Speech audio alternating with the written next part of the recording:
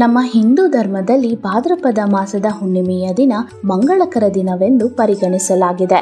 ಇದೇ ತಿಂಗಳು ಸೆಪ್ಟೆಂಬರ್ 18ರಂದು ಭಾದ್ರಪದ ಹುಣ್ಣಿಮೆಯ ಪ್ರಯುಕ್ತ ಶ್ರೀ ವಿಜಯಕಾಳಿ ಮಠದಲ್ಲಿ ವಿಶೇಷವಾಗಿ ಹೋಮ ಹವನಗಳು ನಡೆಯುತ್ತವೆ. ಹಾಗೂ ತಾಯಿ ವಿಜಯಕಾಳಿ ಅಮ್ಮನವರಿಗೆ ಸಾವಯವ ಅರಿಶಿನ, ಕುಂಕುಮ, ವಿಭೂತಿ, ಗಿಡಮೂಲಿಕೆಗಳಿಂದ ಹಾಗೂ ಸುಗಂಧ ದ್ರವ್ಯಗಳಿಂದ ಸತತ 3 ಗಂಟೆಗಳ ಕಾಲ ಅಭಿಷೇಕ ಮಾಡಲಾಗುವುದು.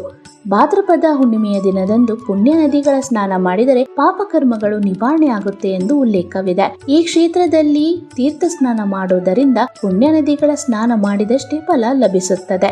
ಈ ತೀರ್ಥ ಸ್ನಾನ ಮಾಡೋದರಿಂದ ಚರ್ಮ ರೋಗ ನಿವಾರಣೆ, ಸರ್ವ ದೋಷಗಳು ನಿವಾರಣೆಯಾಗಿ ಜೀವನದಲ್ಲಿ ಸುಖ ಶಾಂತಿ ಲಭಿಸುತ್ತದೆ. ಹುಣ್ಣಿಮೆಯ ದಿನ ಬೆಳಗ್ಗೆ 6 ಗಂಟೆಯಿಂದ ಭಕ್ತರಿಗೆ ತೀರ್ಥ ಸ್ನಾನ ಹಮ್ಮಿಕೊಳ್ಳಲಾಗಿದೆ. ಸ್ವಲ್ಪ ಸ್ಕಿನ್ ಪ್ರಾಬ್ಲಮ್ ಇತ್ತು, ಬಟ್ ಇಲ್ಲಿಗೆ 2ನೇ ವೀಕ್ ಬರ್ತಾ ಇರೋದು. ಬಟ್ ಬಂದಮೇಲೆ ಒಂದು ಸ್ವಲ್ಪ 25% ಪರ್ಫೆಕ್ಟ್ ಅಂತ ಅನಿಸಿದೆ. ಪ್ರತಿ ಅಮಾವಾಸ್ಯೆ ಮತ್ತು ಪ್ರತಿ ಹುಣ್ಣಿಮೆ ತುಂಬ